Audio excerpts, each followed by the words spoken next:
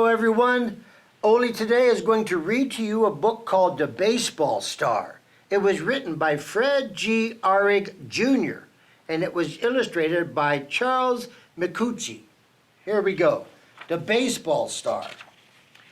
Have you ever looked at the night sky and noticed that one star shines brighter than the rest?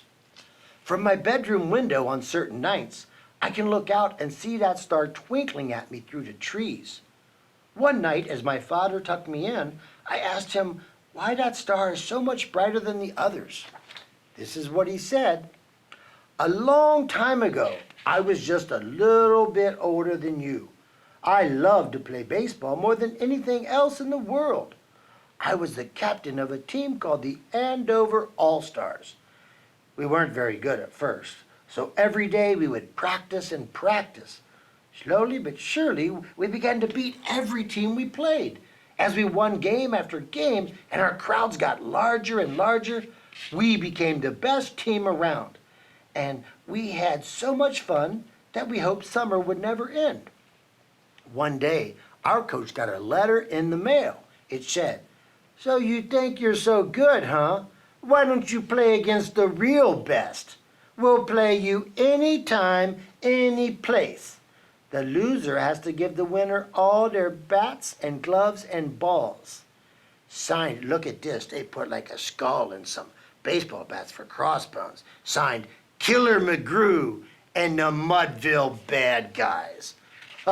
We'll see. So when the coach showed our team the letter, Bud jumped up and yelled, "Bring 'em on! We can beat anyone!" Sparky beat his fist into his mitt and said, "We're not afraid. No one's going to take our gloves away."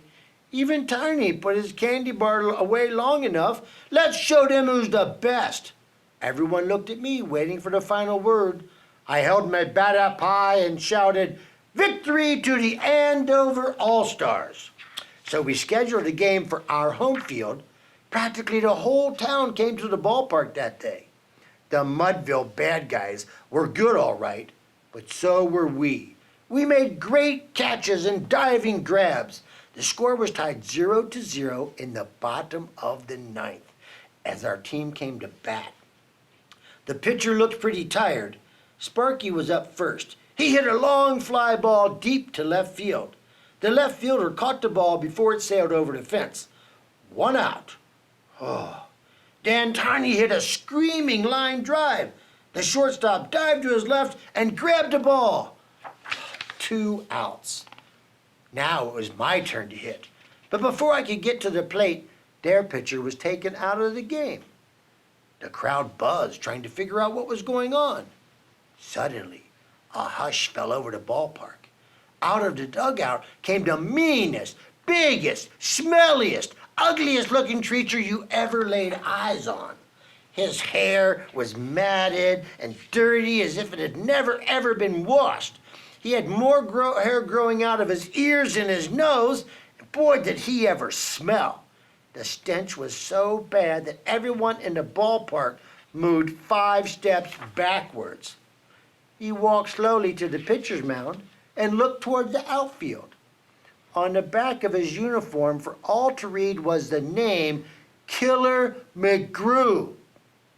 Everyone in the ballpark gasped. He turned around slowly and faced me as I stood at the plate. Then Killer McGrew growled at me. His breath was so bad the umpire nearly fell over.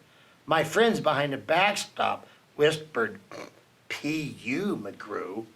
I crouched low in the batter's box and held my bat up high. I tried to give Killer a mean and ugly stare. Then Killer kicked his leg up high and fired a fastball toward me. I saw nothing but a blur. "Strike 1, the umpire yelled. Killer just smiled. He got ready again and blasted another pitch. This time, all I felt was a breeze as the ball sailed by me. "Strike 2, called the umpire. Killer let out a cackle. I stepped out of the batter's box and searched through the faces in the stands. My teacher was there. My neighbors and their dog were there. My aunts and uncles and cousins were all there. Even my dentist was there. Everyone was clapping and cheering my name. I finally found Mom and Dad. Mom blew me a kiss. Dad gave me the thumbs up sign and smiled. I knew then that I could do it. I turned once again to face Killer, and I waved my bat back and forth, waiting for one more chance. Killer McGrew's arm went back, and the ball came forward towards me as if it was shot from a cannon. I swung as hard as I could. My bat struck the ball with a loud, thunderous crack. The ball sailed high up into the sky. I ran to first base. My eyes followed the ball as it whizzed above the center fielder's head and zoomed right over the fence. I ran past second and third base, then headed for home. My whole team was there to greet me as I stepped on home plate. Mom and Dad and all my friends were cheering and clapping. We had won the game. We had beat the Mudville bad guys. We were the best. Suddenly, the entire ballpark became silent. Nobody moved. I looked around to see what was wrong. Tiny yelled, "Run! Let's get out of here!" Everyone began to scream. The ground began to shake. I turned around, and there I saw Killer McGrew headed straight towards me. I stood at home plate alone. I stared right back at Killer as he slowly approached.